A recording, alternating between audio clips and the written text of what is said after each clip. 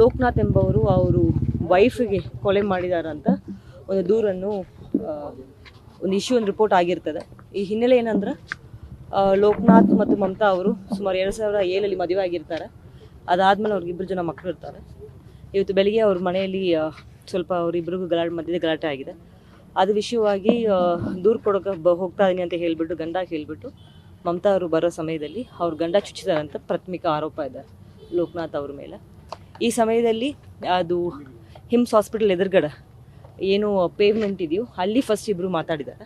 ಅದು ಮಾತಾದ ಆ ಸಮಯದಲ್ಲಿ ಲೋಕನಾಥ್ ಅವರು ಅವ್ರ ವೈಫಿಗೆ ಕೊಲೆ ಮಾಡಿದ್ದಾರೆ ಅಂತ ಅವರು ಫ್ಯಾಮ್ಲಿಯನ್ನು ಒಪಿನಿಯನ್ನು ವ್ಯಕ್ತಪಡಿಸ್ತಾರೆ. ಈಗ ನಾವು ಕಂಪ್ಲೇಂಟನ್ನು ತಗೊಳ್ತಾ ಇದ್ದೀವಿ ಅವ್ರ ಫ್ಯಾಮ್ಲಿ ಕಡೆಯಿಂದ. ಇದು ಹಿನ್ನೆಲೆ ಏನಂದ್ರೆ ಪ್ರಾಥಮಿಕವಾಗಿ ಅವರು ಫ್ಯಾಮ್ಲಿ ಅವರು ಹೇಳೋ ಪ್ರಕಾರ ಅವರಿಬ್ಬರಿಗೂ ಫ್ಯಾಮ್ಲಿ ಇಶ್ಯೂಸ್ ಇತ್ತು, ಡಿಸ್ಪ್ಯೂಟ್ ಇತ್ತು. ಮತ್ತು ಈ ಡಿಸ್ಪ್ಯೂಟ್ ಯಾವ್ದು ಮೇಲೆ ಅಂತ ನಾವು ಈಗ ಪೂರ್ತಿ ತೀರ್ಮಾನ ತಗೋಬೇಕಾಗುತ್ತೆ. ತನಿಖೆಯಲ್ಲಿ ಕಂಡು ಬರುತ್ತದೆ.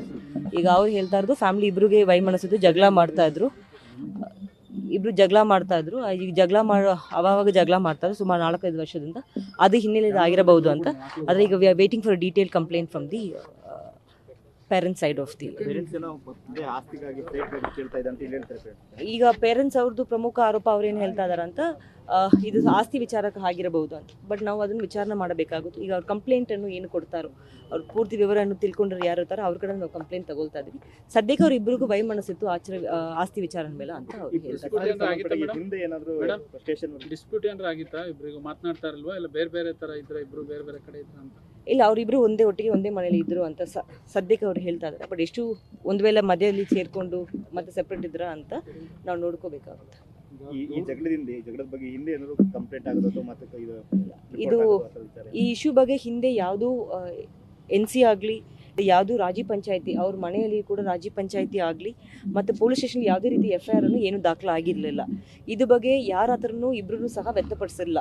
ಬಟ್ ಅವ್ರ ಫ್ಯಾಮಿಲಿಯಲ್ಲಿ ವ್ಯಕ್ತಪಡಿಸಿರಬಹುದಾ ಅಂತ ಈಗ ಡಿಸೀಸ್ಡ್ ಅವ್ರ ಫ್ಯಾಮಿಲಿ ಕಡೆಯಿಂದ ನಾವು ಸ್ಪಷ್ಟತೆಯನ್ನು ತಗೊಳ್ತಾ ಇದ್ದೀವಿ. ಮೇಲ್ನೋಟಕ್ಕೆ it is dispute between the husband and wife.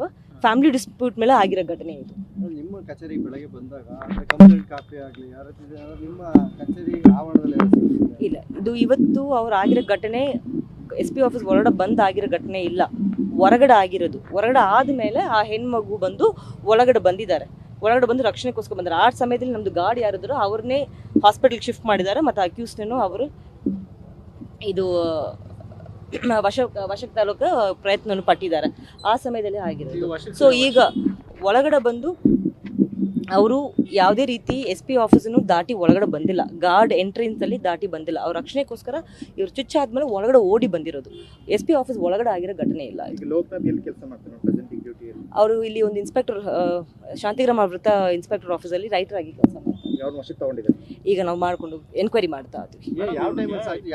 ಒಂದು ವಿಚಾರ ಹೇಳಿರೋದು ಆಸ್ತಿ ವಿಚಾರಕ್ಕಾಗಿ ಲೋಕನಾಥ್ ಅವರು ಕೇಸ್ ಕೂಡ ಹಾಕೊಂಡಿದ್ದು, ಅದಕ್ಕೋಸ್ಕರ ಪೀಡಿಸ್ತಾ ಇದ್ರು ವರದಕ್ಷಿಣೆಗಾಗಿ ಅಂತ ನಾವು ಅದ್ರ ಬಗ್ಗೆ ನಾವು ಕೂಲಂಕುಷ ವಿಚಾರ ಮಾಡಬೇಕಾಗುತ್ತೆ. ಇವು ಯಾವ ರೀತಿ ಕಂಪ್ಲೇಂಟ್ ಕೊಡ್ತಾರೋ ಕಂಪ್ಲೇಂಟ್ ಅವ್ರು ಏನು ಕೊಡ್ತಾರೋ ಅದ್ರ ಮೇಲೆ ನಾವು ತನಿಖೆಯನ್ನು ಮುಂದುವರಿಸ್ತೀವಿ.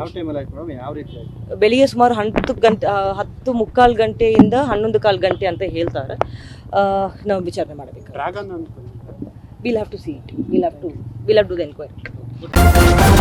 ನ್ಯೂಸ್ ಫಸ್ಟ್ ನಿರ್ಭೀತಿಯಿಂದ ನಿಮ್ಮ ಪರವಾಗಿ.